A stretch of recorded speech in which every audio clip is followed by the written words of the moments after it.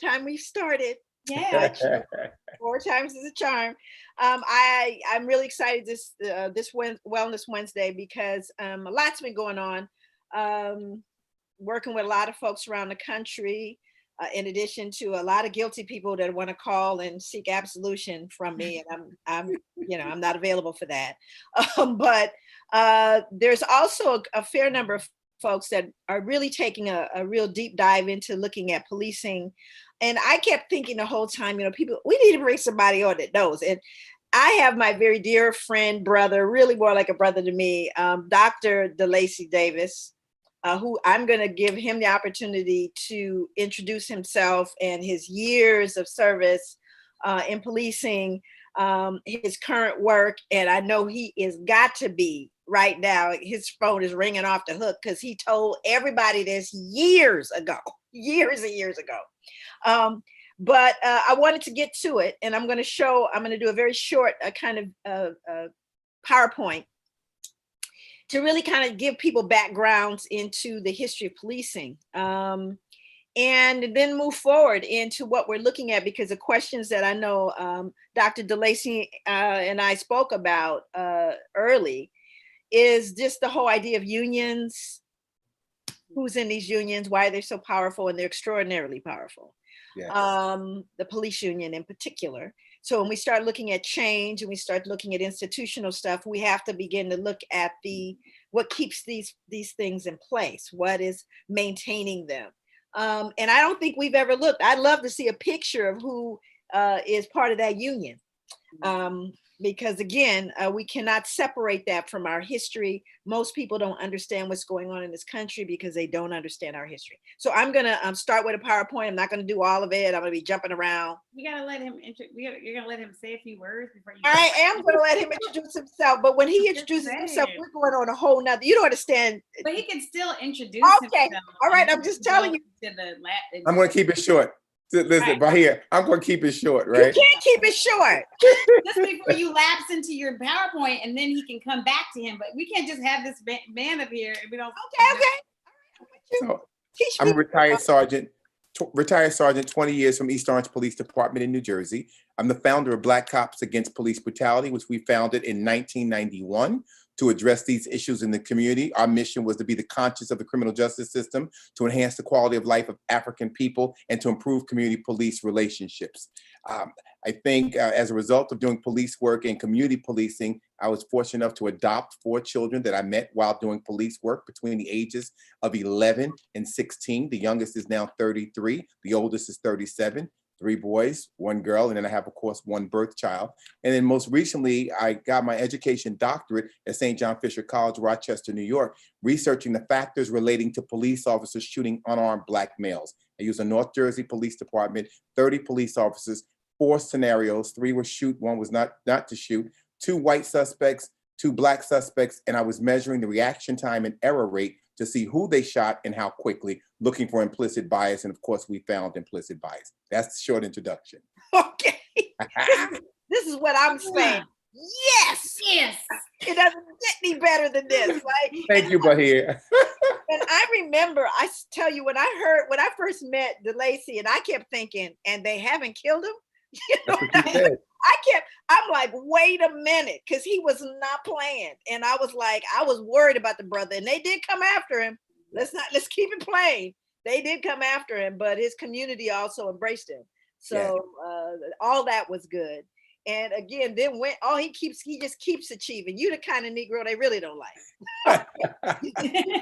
keep on growing, learning, reading and stuff, just saying. So I'm gonna go to the PowerPoint. God help me. I hope this works. You can do it. I can do it. I believe in you. They believe in me. Look, it's there already. Okay. There we go. Now there's a way to make this be right. Go to the presentation mode. Go to slideshow. Lower bottom, or you can do it there. Oh yeah, you can do it. Start. Look at that. Bam. All right. I think it starts this way. So I really wanted to help folks who are listening or paying attention on some level. There you go. Okay. The birth and development of the American police can be traced to a multitude of historical, legal, and political economic conditions. The institution of slavery and the control of minorities, however, slave patrols and night watches, which later became modern police departments. Can I say that again? Slave patrols and night watches, which later became modern police departments, were both designed to control the behavior of minorities. For example, New England settlers appointed Indian constables to police Native Americans. National Constable Association, 1995. The St. Louis police were founded to protect residents from Native Americans in that frontier city, and many Southern police departments began as slave patrols. In 1704, the colony of Carolina developed the nation's first slave patrol. Slave patrols helped to maintain the economic order and to assist the wealthy landowners in recovering and punishing slaves who essentially were considered property.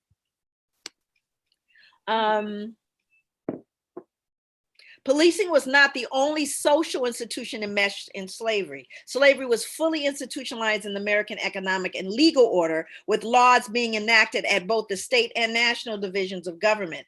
Virginia, for example, enacted more than 130 slave statutes between 1689 and 1865. Slavery and the abuse of people of color, however, was not merely a Southern affair, as many have been taught to believe. Connecticut, New York, and other colonies enacted laws to criminalize and control slaves. Congress also passed fugitive slave laws, laws allowing the detention and return of escaped slaves in 1793 and 1850. As Turner, Giacopassi, and Vanderveer, 2006 remark, the literature clearly establishes that a legally sanctioned law enforcement system existed in America before the Civil War for the express purpose of controlling the slave population and protecting the interests of slave owners. The similarities between the slave patrols and modern American policing are too salient to dismiss or ignore. Hence, the slave patrol should be considered a forerunner of modern American law enforcement. Last quote. The legacy of slavery and racism did not end after the Civil War. In fact, it can be argued that extreme violence against people of color became even worse with the rise of vigilante groups who resisted Reconstruction. Because vigilantes, by definition, have no external restraints, lynch mobs had a justified reputation for hanging minorities first and asking questions later. Because of its tradition of slavery, which rested on the racist rationalization that Blacks were subhuman, America had a long and shameful history of mistreating people of color long after the end of the Civil War. Perhaps the most infamous American vigilante group, the Ku Klux Klan, started in the 1860s, was notorious for assaulting and lynching Black men for transgressions that would not be considered crimes at all had a white man committed them. Lynching occurred across the entire country, not just in the South. Finally, in 1871, Congress passed the Ku Klux Klan Act, which prohibited state actors from violating the civil rights of all citizens, in part because of law enforcement's involvement with the infamous group. This legislation, however, did not stem the tide of racial or ethnic abuse that persisted well into the 1960s, we would say well into the 2020s. And I'm sharing this as a backdrop because once again, we are miseducated, and not educated at all, or just simply ignoring the truth. Whatever the case, we have to know that what people are calling the recent killings as public lynchings. But in reality, the police have carried out lynchings since the Civil War. They have carried them out. And I don't know what people think in their head when they think about white supremacy. I don't know what they think in their head when they look at racism. I don't know what they think in their head when they think about, police force or unions. But I don't think it's people in hoods. Are you still, do you have any more slides? Do you have any more slides? Do you have any more slides? Got a couple of them. Okay. A couple of people I want you to be to know about. I don't know if I can show my book. Let me show my book. See it. This is Norm Stamper's book, and it's called Breaking Rank. And these are just a few quotes from him. Let me tell you a little bit about Norm. I have a great deal of respect for him. He was one of the people that talked about demilitarization of policing, and we're going to talk to Dr. Davis about that in a moment. but he's a 34-year police veteran, retired chief of police for the cities of San Diego and Seattle. Wrote this book in 2005. Really highly recommend that every Black man, woman, and child have it. Put it on the dash of your car. Have it there, because this is a man who spoke truth to power, who was actually within the ranks of those powers. He says, I've heard some police officers refer to prostitute slayings or to the slayings of Blacks as misdemeanor murders, employing an unofficial code for them. NHI, no human involved. San Diego cops confessed to myriad other acts of discrimination, including additional dehumanizing references to Blacks on a radio call, for example, just in 1113. 1113 is a nigger. It's a code for an injured animal, by the way, followed by a descriptor, dog, cat, skunk. It was a pernicious form of discrimination injected with a large dose of misogyny. Let me stop for a minute here and say that anyone, certain professions draw certain personality types, right? It's like you always wonder why your hairdresser can't comb their hair. Dentist has bad teeth. I don't know what attracts people to things. Dentist has bad teeth. I don't know any dentist with bad teeth. Well, my dentist had bad teeth. What? But maybe he had some issues. I don't know. Anyway, so when we start looking at certain people, and then we look at certain pathologies, for example, if we talked about pedophiles, you know that pedophiles have a victim pool. In other words, there's a specific pool of victims that they actually target, right? Sometimes it'll be the Boy Scouts. Sometimes it'll be, the gymnasts, the ones that coach for the gymnasts, various folks. Well, policing also attracts certain kind of personalities. And one group of personalities is sociopaths. It attracts violent people. It should make sense, right? Which means that we need to really control for that. I don't think we are enough. I think we really need to check police, not just in terms of whether or not they have racial bias. How about let's just check if they're crazy as hell to begin with? Okay, how about that? Why do you want to have a gun, all 4'11" of you, right? So you got to look at this. I'm just saying, but here, nothing personal. First of all, I'm not trying to be a cop, but I will say, but a lot of I can understand. I can understand it. Yeah. One more last thing. Norm Stamper talked about Amadou Diallo, and I really liked his assessment here. He says, Mr. Diallo was approached by 4 NYPD officers one night in February 1999. Cops thought he might be a rape suspect, frightened, not understanding what was going on. Diallo reached for his wallet to show the officers his ID. One of the cops yelled gun, and in less time than it takes to read this sentence, 41 shots were fired, 19 of them striking Mr. Diallo. Diallo was not a rapist. In fact, he had no criminal record. NYPD ruled it a, quote, clean shooting, meaning the killing of the 22-year-old non-English speaking unarmed immigrant was legally justified and within department policy. The Department of Justice found no civil rights violations. A state criminal trial ended in 4 acquittals. But an innocent man was shot dead. Why? Because that Mr. Diallo was Black. I believe the cops were afraid of him for that reason and that reason alone. So frightened they couldn't see straight, think straight, shoot straight. If they'd been at their PD firearms range in the Bronx, all 41 of those shots fired as they were at point blank range would have found their target. To determine whether the Diallo killing or any other police action was racially motivated, you have to ask, would the cops have behaved the same way if the man had been white? No. Diallo was killed because of his dark skin.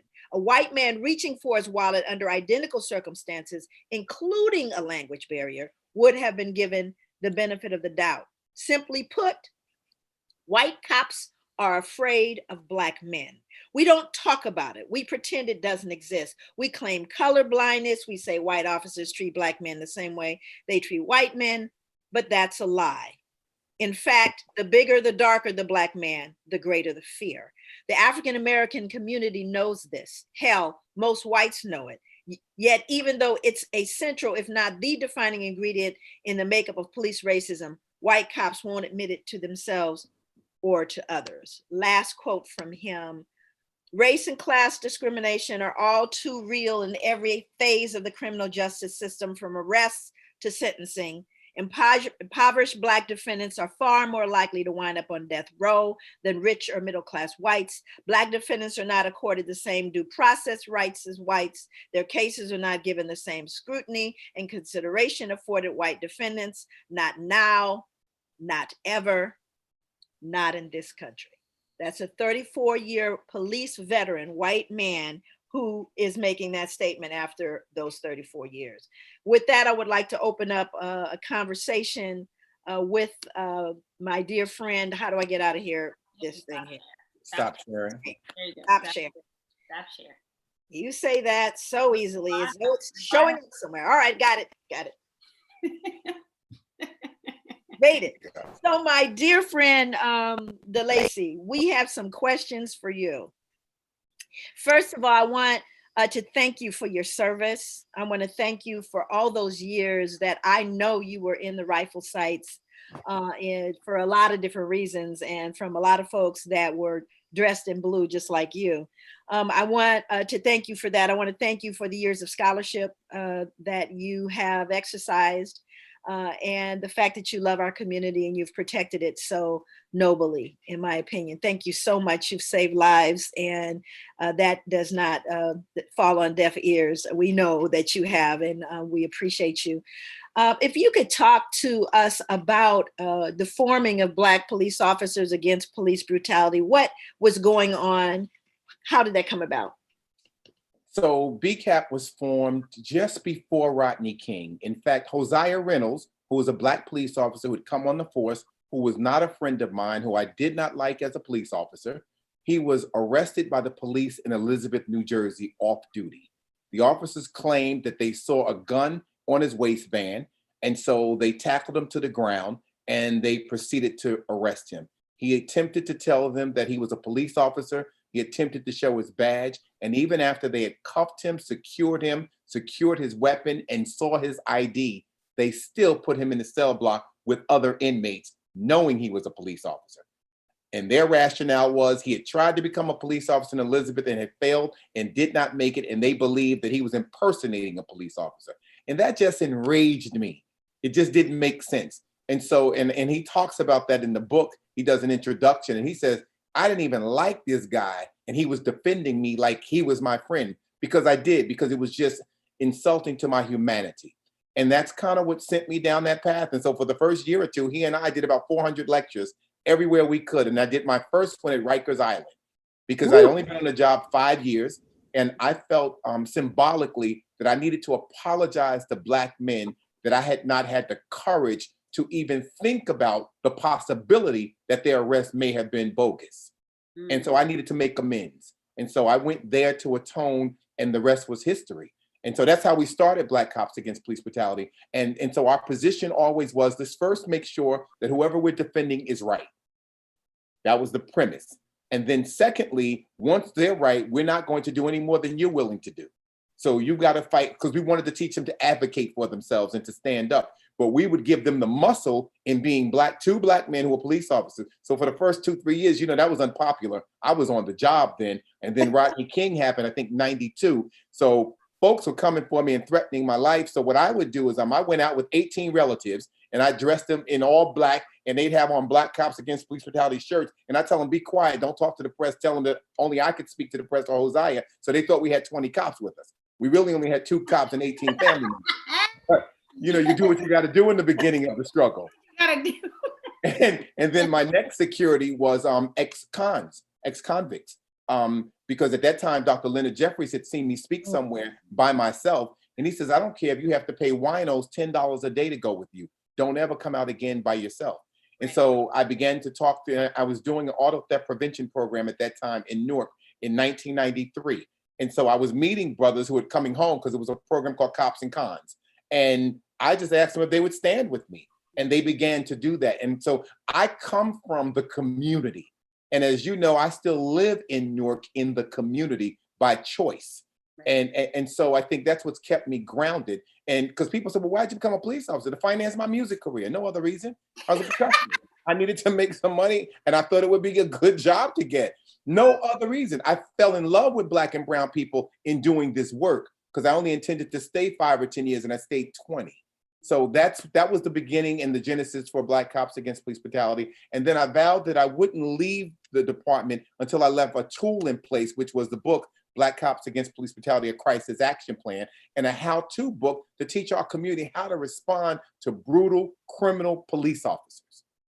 Wow. Wow. So tell us this, one of the things that keeps coming up for all Black folks right now, you got folks who are it's like they just got to this country. I didn't know, I don't know how you could not know, but there are plenty of people who are like, I just had no idea. Anyway, so the questions that are coming to me, everyone's saying at the end of all this, we got a global response, we have global protesting. At the end of the day, tell us about who we getting ready to meet up with in terms of trying to change this system or do anything to the system. Who are we dealing with, and what are your thoughts about that? I think that, first of all, as you eloquently laid out, racism is baked into the foundation of policing in America. Say that again. Racism is baked into the foundation of policing in America. That is not to imply, as evidenced by Norm Stamper, that all white cops are bad, and it certainly does not imply that all Black and brown cops are good. That's right. Because it is the culture of the organization that is rotten to its core. Not so much the race of the people, the culture. But the culture was put together by thieves and bandits and criminals, and they've taken everything they've ever wanted. And so when they put the police force together, not only was it, they had the patty rollers, as the slaves referred to them as. The patty rollers would come and grab you, and not only could they grab you, but they could beat you up to 39 licks each time they got you. You begin to see Black police officers in this country in 1805 as the watchmen, as the guards in Louisiana. However, they were not allowed to arrest white people. They couldn't wear their gun and uniform around white people. And in fact, when you begin to see the formalized police structure in this country, it's around 1913, and Mr. Forgy would wear his uniform, but only at parades, because he was a Black officer. So we were clear. And so only at parades. He could wait. Yeah, exactly. And so not a lot has changed when we look at it culturally, because just as Black officers were not allowed to arrest white people then, we rarely rise up on white people now. And so what we're getting ready to face with the defunding movement, with folks wanting to either disband or change the structure of policing, wanting more oversight over policing, which I happen to agree with some of it. What's going to happen is you're seeing union bosses stand up like grand wizards. And let me say that again. Union bosses are standing up like grand wizards, and they're declaring that somehow they're being mistreated. The reality is that generally the unions, while they're nonprofits, they're 501c4s, which means that the primary work they do is for their membership. Right. The nonprofits, as we know in our community, are 501c3s, which means the primary work that you do is for the community, which our organization is a C3. So what I tell the community is that you're under an illusion if you think the union that gets its money, its wealth, and its power from its membership is going to somehow turn on the people that feed it. Right. So it's become a monster, a behemoth, and it's got a political arm that is very powerful. And it's aligned with both parties of the government, which is why people don't rise up on them. And so what our community is getting ready to face, and I think for the first time in my history, I'm seeing white kids on the front line with everyone else, because they're also sick and tired of it. But what's going to happen is the cops are fighting back. Even since the death of Mr. Floyd, they're still beating, putting their feet on people, kicking people, beating people, and maiming people, because they really don't give a damn. And what they're angry about is that how dare you have the nerve to say it hurts and cry more than a day or two about it. We generally have been studied by the FBI, their behavioral science unit, that says that Black people are only going to scream and yell for about 2-3 days, and then we're going to go back to normal. And we've seen that most of the time when people have been killed in our community. But this time it's different, because we're around day 14 and people are still protesting, and they're taking turns protesting. Whether it's my mestizo sister that called me from Victoria, Texas last night saying, Mr. Davis, I need you to mentor and guide me, because we did a protest expecting 200 people and 1,000 showed up.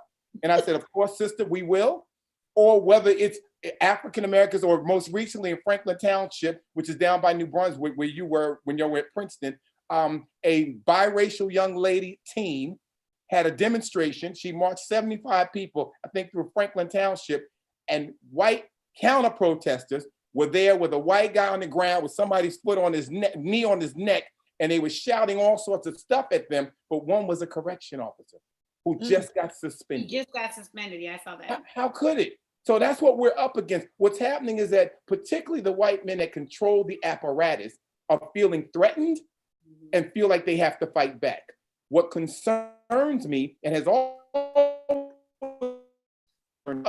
is the Black and brown officers that have not found the testicular fortitude to stand up. It's hard, it's difficult, but it requires courage. And if you don't have the courage, then you need to join Dorothy, the Scarecrow, the Lion, and the Tin Man to go to the Wizard. Wait, did you say, just so I'm clear, did you say testicular fortitude? Like the balls? I did. The balls? I did. Yes. Kahoni, That's right. what I'm gonna start saying. Show some testicular fortitude. That's what I need you to do. It's critical, because what I've said, and Dr. Joy has been very supportive of me over the last 20 years, and I'm grateful, because when I got ready to get this doctorate, you said, we need you here, and we'll do whatever we need to do to support you. Well, that's what we're expecting when they bring their guns against our community. We're expecting our officers, our experts, our people who know better to have the courage to stand up and band together and say, no, we're not going to allow you to do that in our community. Right. You know, when Lionel Tate, the 12-year-old, did the wrestling move and accidentally killed his 6-year-old cousin, Tiffany Unick, down in Fort Lauderdale, Florida in 2001. I didn't know Lionel or his mother. A guy that I locked up for drugs introduced me to the mother. We flew in, we watched him get sentenced to life, the youngest person in the history of the United States at 12, sentenced to life without the possibility of parole. When Judge Lazarus, I was sitting in the courtroom and I was still an active duty officer and I didn't understand natural life. I'm like, you mean for real? Like you're giving up on this kid at 12? And we have to fight back. We designed this reentry plan. We organized people. We went to Rome to meet with the Pope. We did everything we could because it could have been any of our children. And so when you lack the basic humanity and decency and the depravity for life, as we saw with this guy, with Mr. Floyd, there's something sick about you. And when folks of goodwill of any race can't find the courage to speak up loudly and forcefully, especially with the occupant on 1600, okay, Black Lives Matter Plaza. Okay, when you don't find the capacity to speak up, clearly we're in danger. My grandmother was born 1901, died 1982, the youngest of 10 children. All her aunts and uncles were slaves. I'm the 5th generation of my family. Professor Gable Day in Loudoun County, Virginia, 1818 to 1895. So he came through slavery, and the fact that he was a professor means he could read and write, which was dangerous then. We're getting ready to see night riders in the daytime. We're getting ready to see folks really unleashed. They're not going to have on hoods. They're walking out front, calling it what it is. White folks are calling me saying, DeLacy, what can we do? Talk to your cousins. Exactly. Okay? That's what I said today. Yes. Call your uncle. Don't talk They're to calling me from all over the country because this is systemic, right? This is beyond microaggression. This is the system. This is Dr. Francis Cress Welsing. These are the keys to the colors, the ISIS papers, the 9 people area activities that are based on white supremacy. And we either have to go into the institutions to dismantle them or try to reform them. I'm not hopeful in the reform, but I believe they need to be dismantled. Now, the problem is if we defund all the police departments. Now, the only city that I've known in recent time to do is Camden, New Jersey. But we're African people, and just the principles of my art require balance. So if you take something away, you've got to put something back. And so even in Camden, they disbanded the local police force, but they rebuilt a county one, which reduced crime and complaints. But if you disband the police force, and I don't know who started defunding, but if you disband the police force in my neighborhood, I got some cousins, Pookie and Peaches, and then there's hoping the police don't come out. So we've got to also balance that for our community. Who's going to secure it? Who's going to protect the women, the children, and the elders? That's right. That's right. Well, we don't want teachers out there either. I think what you speak to is so important. I'm always thinking because people are always, especially young people, and I'm really trying to encourage and work with them. I will work with young people forever. But if you old and you haven't figured it out, don't call me now. Don't just do some reading. But I'm not dealing with you. I'm dealing with young people who may not know. But what my first question always is, there's this there's this invisible picture of the union. And I'm sorry, I get traumatized when I just hear it, right? Police and union together, what goes on in my body isn't good. I have nothing to base that on, except that there are these invisible powers that have maintained the current structure to date. Absolutely. So who are they? Why don't we see their faces and pictures? And like you're saying, and what we were talking about earlier is the fact that we are doing good work. But here you're doing good work. Sorry. Oh, see? That was me. My bad. Oh, wait, how bad would you talk about me if that was me? So bad. I feel bad. I'm turning my phone off. Okay. The issue has been that when I'm talking to young folks and they're trying to figure out, well, what can we do, Dr. Joy? What can we do? Well, there's lots we can do. We'll talk about that towards the end. But what we have to understand is the structure that we're up against. And everybody out there, thank God that folks are waking up. I'm very happy. I don't mean to be in any way critical of that. I think it's important, whatever time you wake up, thank God for it. But do understand that these systems are in place, have been in place for legacies. These are generations of people. My granddaddy, his daddy, his mama, all of us put this in place. It's not going away. So we do good work in spite of the systems, not because of them. Yes. And that's the difference. Everybody's looking like, I remember I was telling DeLacy, when the whole OJ thing happened, right? The whole country was up in arms. And I think Black people thought, basically what Cochran did is he basically utilized the same laws and tripped them up on their own laws. That's how he won the case. But the bottom line is Black folks were like, yeah, we're going to start getting justice. No, as a matter of fact, it went backwards from there. And again, it says, yeah, we get to use these laws. We get to manipulate systems and power and people in power, but you don't. Right.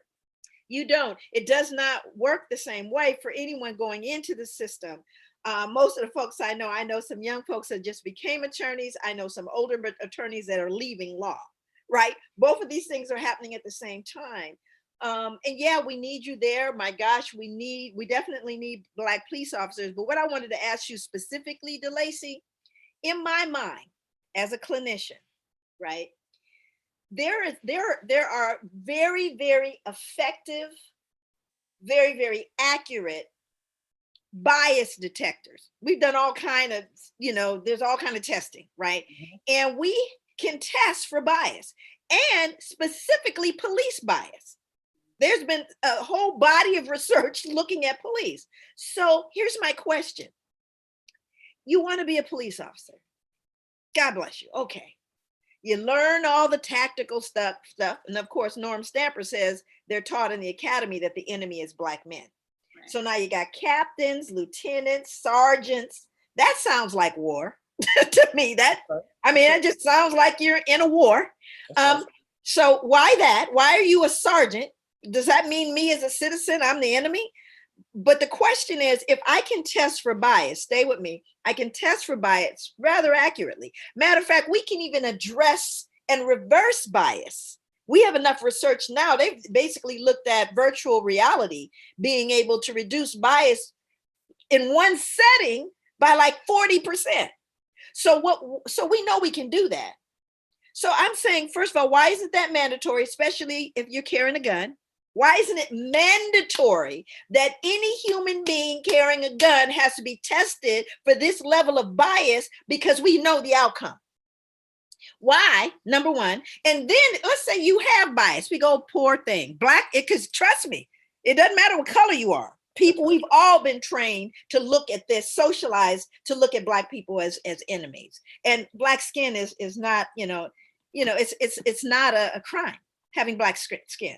But what my question is if we can test for bias, we find out you have bias, and we say, you know, here's the thing, we're going to need you to do some work. We got some work to do with you, but until you get to the level where you won't maybe do harm, in other words, you'll really see a soda can instead of a gun. Maybe you'll see, you know, I don't know, candy instead. But so until then, though, you don't get to work in the Black community. You don't get to work in communities of color. Now, I'm not mad at you. You work on it, you get better. But right now, based on what we see, you don't get to show up. How hard is that? Right? If I don't, trust me, if I'm in medical school and I'm not passing classes, I don't get to cut people open. That's right. And so my question is, we have the apparatus in place, we have the capacity, we even have the training to remediate this. Why is it everybody gets to come on in the community? You have to have That's what I need to know. You have to have the will. And what do you, well, let me let Dr. DeLacy respond. So remember, we talked about the power of unions. And just as this government is precluded and prevented from studying guns and shooting people and tracking it because of the NRA, police departments are not even moving in the direction of understanding that, because that would then require you to identify people, and the union's job is to protect its membership. And so they will tell you, as you heard with Bill Barr this week, say there is no systemic racism.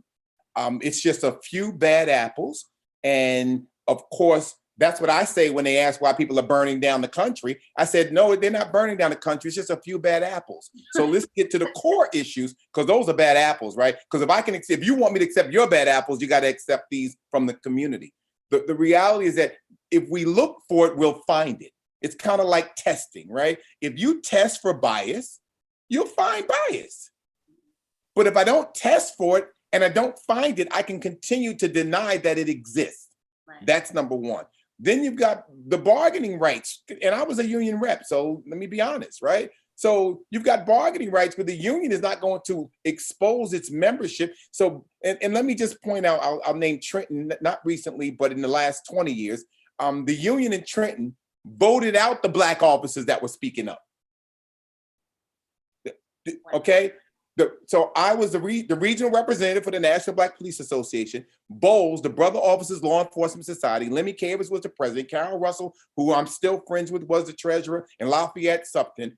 They stood up in the meeting to challenge the union on behalf of the Black community in Trenton, New Jersey. The union then called a vote to vote their Black behinds out of the union. And they still were able to take 85% of the dues because they negotiate contracts for them. So now you're in a catch-22. Now you're no longer in the union, which means if you make a mistake, no one's defending you, but you're still paying me part of your pay because you get a contract. So that's the complexity you got there. That's why you don't see anyone studying bias and saying, let's work on this. That's a whole nother approach. It's a holistic approach, and it makes sense, right? Because people make mistakes. Police are not even, you will rarely hear law enforcement say, we made a mistake. Ever. Because it is paramilitary. They're taught not to retreat. We're taught not to trust anybody. So if you're not crazy, you will be by the time you finish the academy and get through the first 2 or 3 years. And then after you go through the academy, they give you a field training officer who says, forget everything you learned in the academy. Let me show you how it's really done. And so you got groupthink going on. What'd you say, Bahia? Is there any way to incentivize? Because you said that the union is designed to protect its members.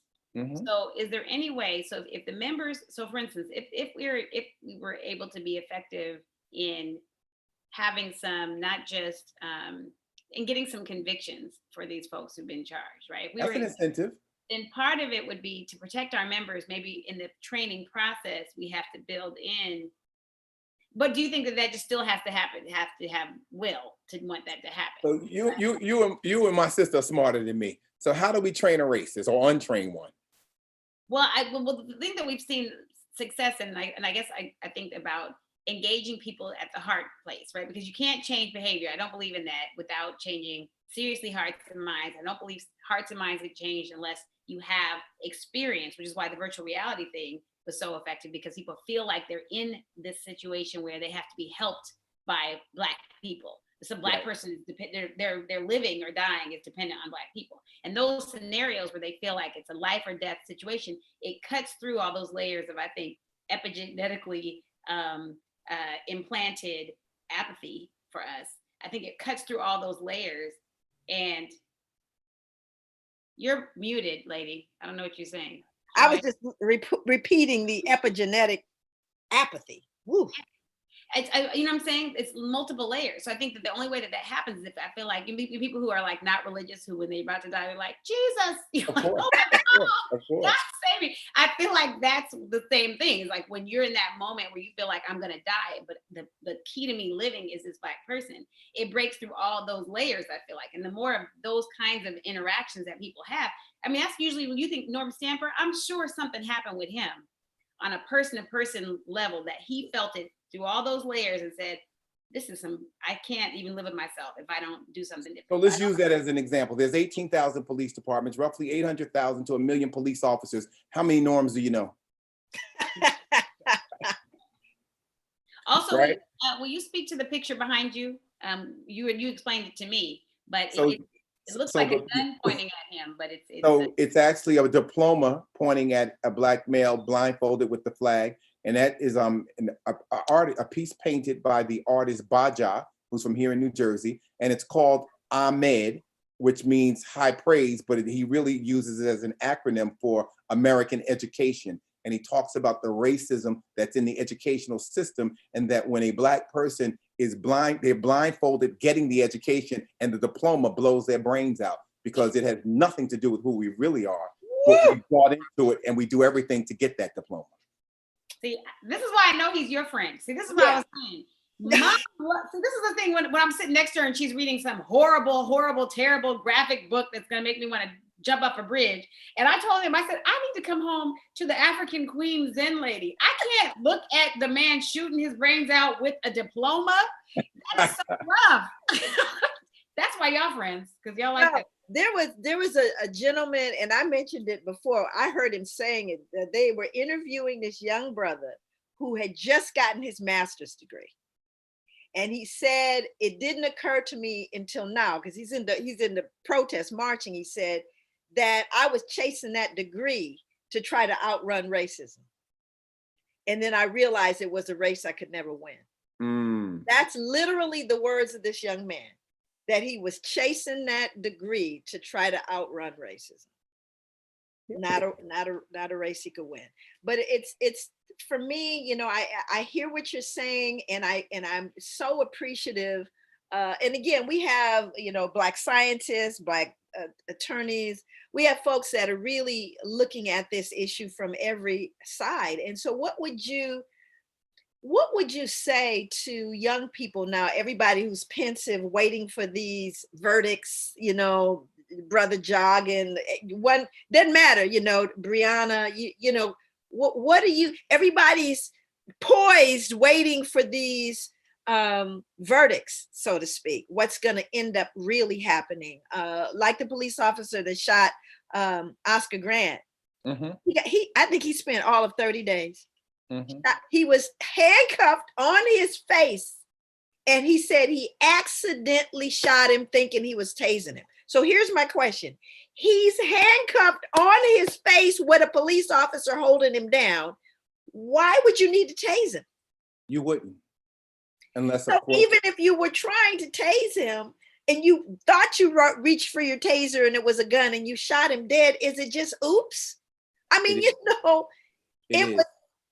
Those are the kind of things, and the guy who emptied his gun on the man he asked to get his Orlando custody. How do you do that in front of everybody and get exonerated? It's a wanton disregard. Well, that's what Norm talked about, the disparity in the system at every level. It's a wanton disregard for human life when it's Black, brown, and poor life, and that happens. That's why I asked right here, how many norms do you know? The reality is that there is groupthink. People do go along to get along. One of the things I would say to young people is that, the question used to be asked, what time is it? It's nation time. We need Black Wall Street. We need to control our economics. We need to recognize that voting is a tool that we can use because all politics is local, but we need to control the apparatus. Those children that I told you about that I adopted, we were also able to get $1.5 million out of Washington, D.C. because a young brother down there told me how to get an earmark and bring it back home and not let it go through the city. And then I put 20 young people on a committee to decide how the money would be spent since I got it on their backs, right? We need the wealth to be accumulated, and then we need to develop our own resources. I believe that institutionalized racism requires an institutionalized response, not begging you to let me in your institution. Let us build ours, okay? Let us do business. Like someone asked me about Black Tuesday. Well, Delacey, are you going to black out? No, I'm not. Why? Because if I'm going to take myself out of the larger society on a Tuesday because I'm Black, then I'm going to put myself into a Black community because I'm Black and spend my Black dollars with Black business. That's to build the institution. How are you going to do part of the struggle? Just disappearing means nothing. You then got to put your resources in your community with people who look like you. And that's the piece that's missing. The Black church they make the largest deposit of any bank any institution in our community in the bank on Monday morning. And so you got to be leading the charge, whether you're the church, the mosque, the masjid, or the temple. These are institutions where our people are. And so why aren't you on the front line defending? Why aren't you leading the charge? Why aren't you, since you got the connection to God, then letting God speak to you in front of the children at these demonstrations all across the country? Mm-hmm. These are institutions that are failing. The educational system. Why do we in our educational system have all the young white girls in the inner city? No, let her work in your neighborhood, in the suburb. Let her teach your children. Not that they can't teach, but our children are getting the least educated teachers. We're getting the worst food. We're living on food deserts. We don't have anything that looks like real food. Everything is artificial.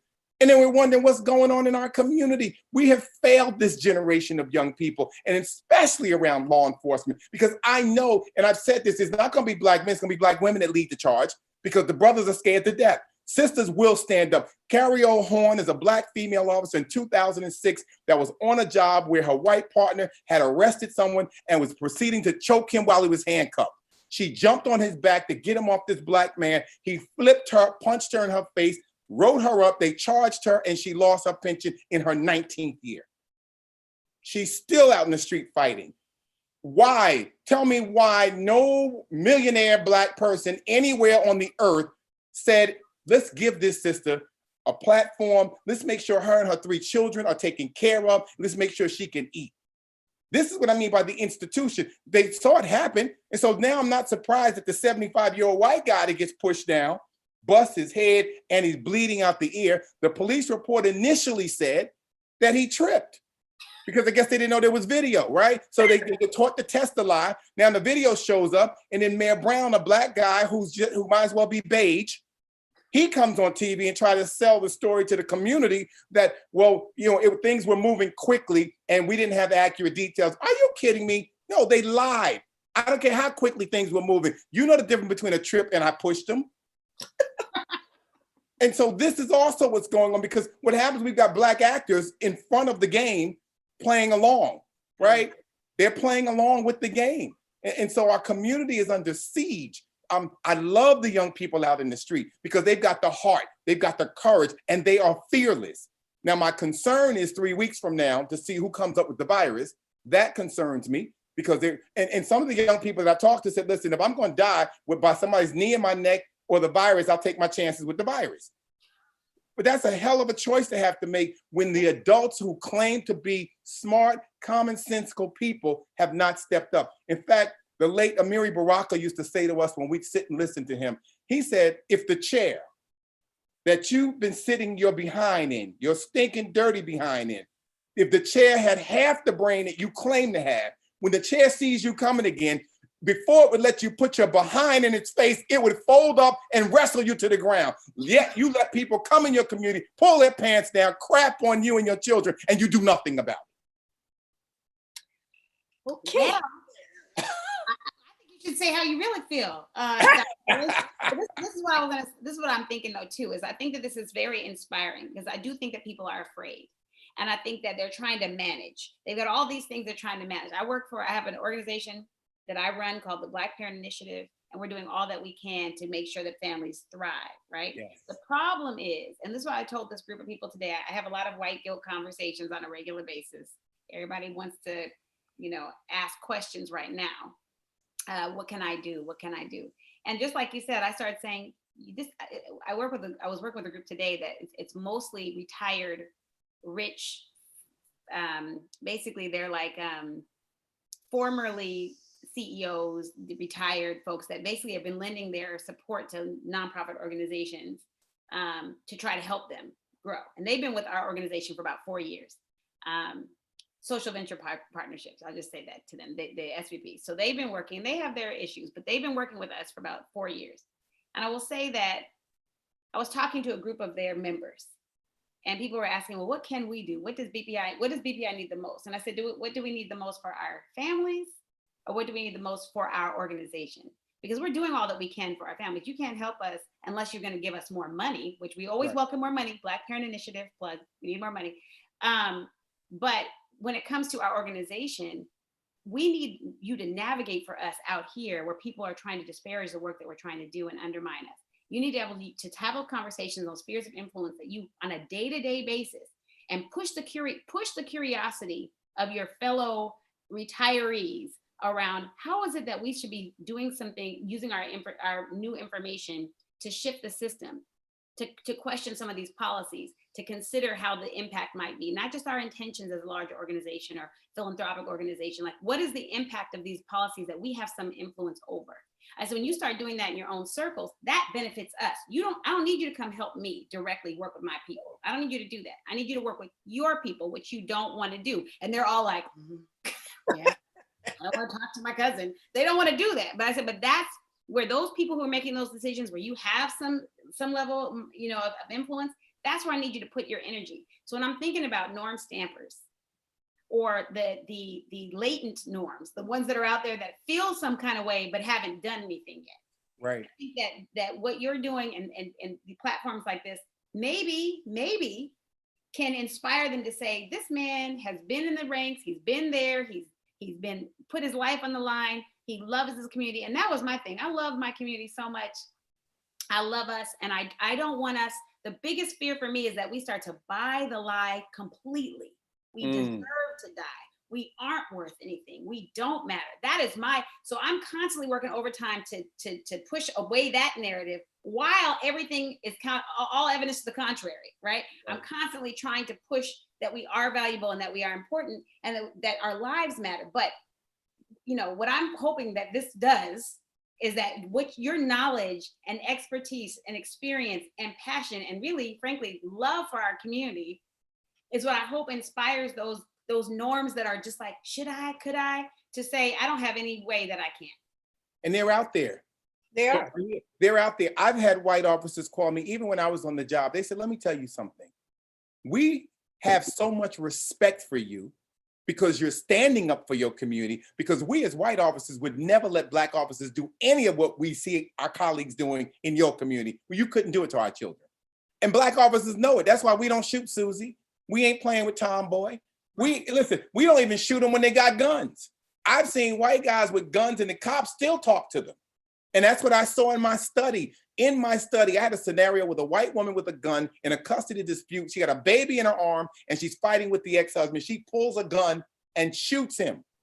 Even in that scenario, it took cops almost 8 seconds to shoot her. But a Black male passenger that pulled the gun out, shot him in 0.51 seconds.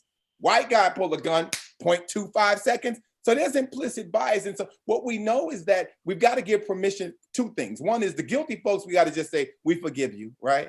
Now let's go do something in your community and do something meaningful, because there's work to be done. And I tell people and young people, pick any one of those non-people area activities and decide to devote your life to doing the work there, right? I just happen to be in a couple of them, and y'all are in a couple of them, but you don't have to pick all of them. Just pick one, whether it's politics, law, education, labor, whatever. war, take your pick. But we got to stand up. And that's my appeal to our community. Let's stop giving money to the safe organizations. Let's make sure that young people get a voice. Let's push young people up. Like I'm mentoring. I thought I was going to be done with mentoring, right? I'm still mentoring and coaching. I'm mentoring people older than me, younger than me. I'm like, well, what do I do? And my friend looks at me like, what are you doing? I'm doing the work. And because we have to do it, grandma did this. Grandma would talk to us all day and night, cooking and talking. And we've got to return that. Like, it's not a meal eating a fast food thing, right? Cook. Sit down, have a discussion, and prepare them for the future, because our young people are up against a monster. It's a demon. And the saving grace right now is that the entire country is mobilized and they're protesting. But if this were different and white kids weren't on the front lines, we'd have been mowed down. Right. And our children would be mowed down. And so they're outraged. We need to be equally outraged, and we got to continue to do this work. Well, we have a couple questions before we go, because we're back to our time, but we got some questions. So one person said, how do we push past the performative activism that's happening now and get down to the real work? So when you talked about actors and everything who are participating in this showcasing of these things, what is your message for folks to get down to the real work? What do they need to be doing? Well, they need to identify, each community has a right to determine how it should be policed. And so once you come together with your community leaders, formal and informal, and you decide what you think policing should look like in your community, go to work. Put your bucket down right where you are and go to work. And so that's what you can do, because it's not easy lifting. So if you don't like the elected officials, then run for office. As Kwame Torre said, I heard him in his last lecture here in Newark, New Jersey. I was a young officer. He didn't even know I was an officer in the audience, but I was there trying to learn. And he says, every Black person should belong to an organization. And if it's a weak organization, make it stronger. And if you can't make it stronger, start your own. And then after you start your own, you got to ask the question about Africa. See, once we finish fighting here, we got some other work to do. There are resources that are being gobbled up by everybody but us. We have no linkage to our heritage and to our people. And so I'm saying, start where you are, start small. For some of the young people, run for office. Why is it only white kids that run for office at 19 and 20 and we celebrate them like they've accomplished something great? They don't know anything at 19 any more than our 19-year-olds. But our 19-year-olds have lived experience. And so why aren't we supporting them? Why do we have folks in the Democratic Party that have been here, they done turned green, they still hobbling along wanting to stay in seats of power instead of elevating young people so they can bring in fresh ideas, make change, and do something different? That's what I say to the folks out there. Whatever it is you want to do, whether it's education, law enforcement, make a change. Yes. Okay, another question for you. Somebody said, so is there an action plan? Somebody's down. They want to get going right now. They said, like a literal, this is what to do. You gave us that. It said Black group economics, Black patrolling. Somebody else asked, how long is the general police training in the US?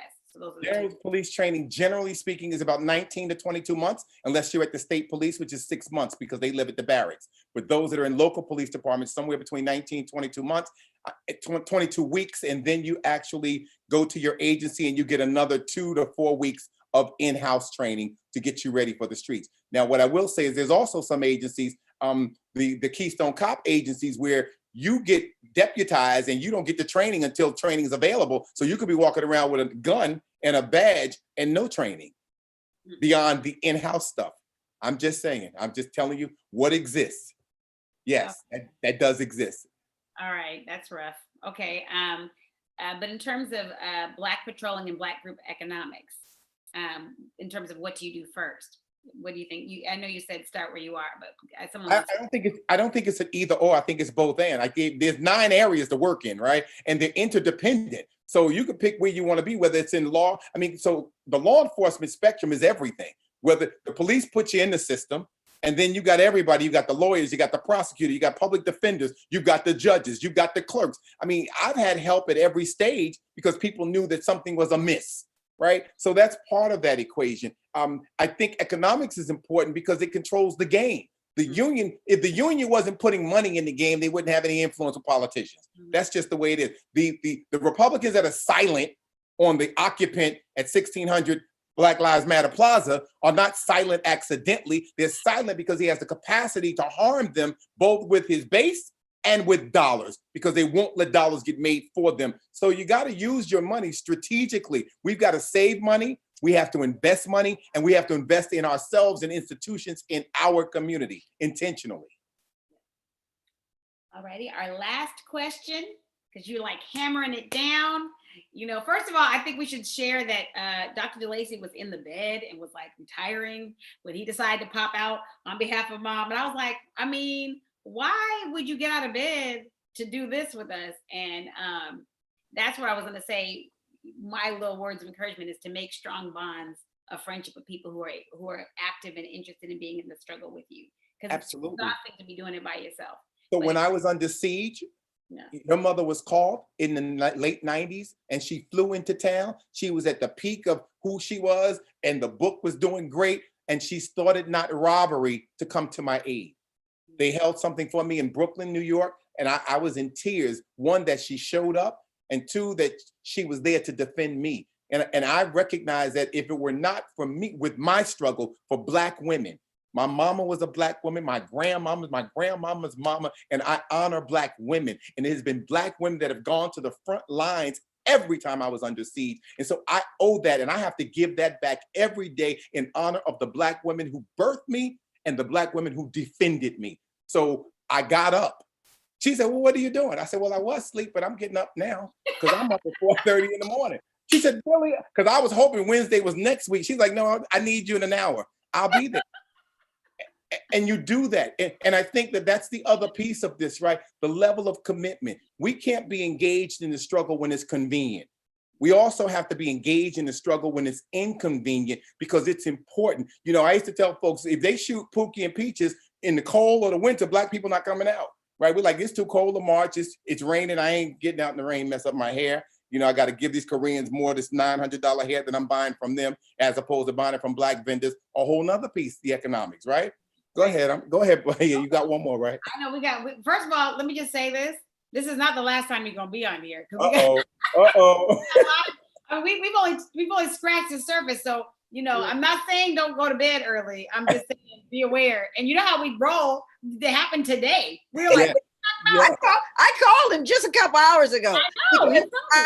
I was just hoping he was going to pick up. You know, I was going, just go with it. No, let me tell you what she did right here. She called and then called back, because I was laying down. I said, well, whoever that called twice mean they want to talk. Let me look. And then I saw it was her. I said, I got to answer this call. Look, I couldn't even fake it out. I love it. Okay, so the last question that we have for tonight, I know we have lots of questions for you, and you have been such an inspiration tonight. I know people are uplifted by your brilliance and your passion for our community, and we need that. We need that. People, it's like vitamins, right? We all need that to strengthen us. So I just appreciate you. It's like a protein drink. I feel like I had a protein shake. You know? I know, right? It's like I'm ready to go. Keisha asks, why do you think the church isn't leading in the fight against racism? So I think that we've become, and I grew up in the church, but I think we've become comfort corrupt. I know that when you preach a prosperity theology, and the only one that's prospering is you, I'm just saying, right? That's my thought, right? It's very difficult to come out front lines when you've got 4, 5, 20,000 people who are struggling, and you tell them they're struggling because God just hasn't blessed them yet. No, tell the people the truth. In fact, some of the churches, because of the pandemic, are folding because nobody's tithing in some places, right? Because now you got to really convince people to invest. And so I think that there are some churches that we've collaborated with that do the work. Certainly, we here in New York, I work with Muhammad's Mosque 25, and we work with the mosque in Plainfield, and we work with churches all around.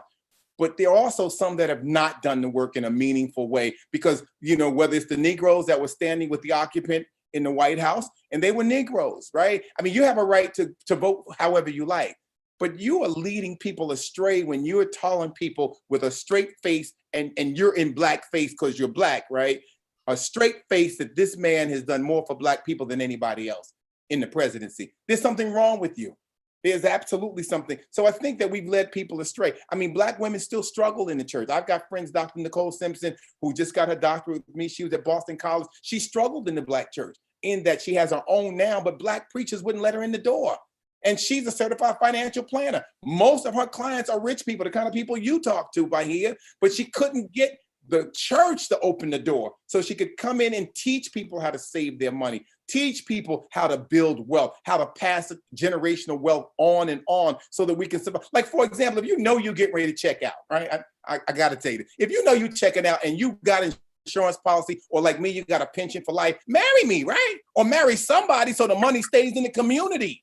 That's what other people do.